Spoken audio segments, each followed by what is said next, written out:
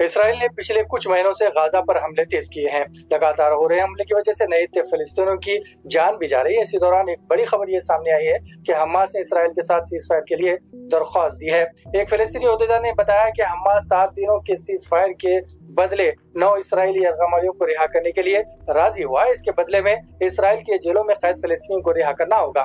ایسی خبریں سامنے آنے کے بعد ایسا محسوس ہوا ہے کہ اب یہ جنگ ختم ہو جائے گی اور معصوم فلسطینیوں کی جان جانے سے بچ جائے گی، لیکن اسی دوران حماس کی جانب سے چونکا دینے والا بیان سامنے آیا ہے جس کے مطابق یرغمالیوں کو رہا نہیں کیا جائے گا۔ اس کی وجہ سے ایک بار پھر کشمکش میں اضافہ ہوتا جا رہا ہے۔ امریکی یرغمالیوں کو رہا کرنے کے بعد اب حماس نے اسرائیل یرغمالیوں کو رہا کرنے سے صاف انکار کر دیا ہے۔ حماس نے کہا ہے کہ اگر سیز فائر کے بعد بھی اسرائیل جنگ جاری رکھے گا تو یرغمالیوں کو رہا نہیں کیا جائے گا۔ ساتھ ہی ساتھ یہ بھی کہا گیا ہے کہ اسرائیل سے اب کسی بھی طرح کی کوئی سمجھوتے نہیں کیا جائے گا۔ ایک ایسے وقت یہ باتیں سامنے آئی جبکہ اسرائیل نے خان یونس پر لگاتار بمباری کر کے تباہ و برباد کر رہا ہے۔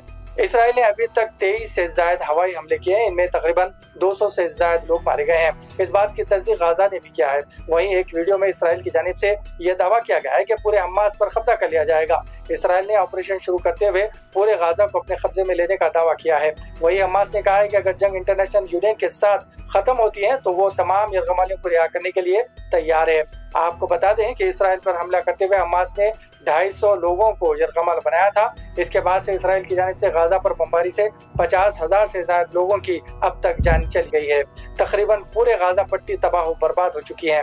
اس کے باوجود بھی حماس اسرائیل کے سامنے جھکنے کے لیے تیار نہیں ہے۔ اسرائیل کے سامنے وہ اپنی باتیں رکھ رہا ہے اور حماس نے صاف کہہ دیا ہے کہ اگر وہ ہماری باتیں مانگیں گے تب ہی سیز فائر ہوگا، نہیں تو نہیں۔ اسی دوران یہ خبر آئی ہے کہ اسرائیل نے غزہ کے لیے جانے والی مدد کو جزوی طور سے منظوری دے دی ہے۔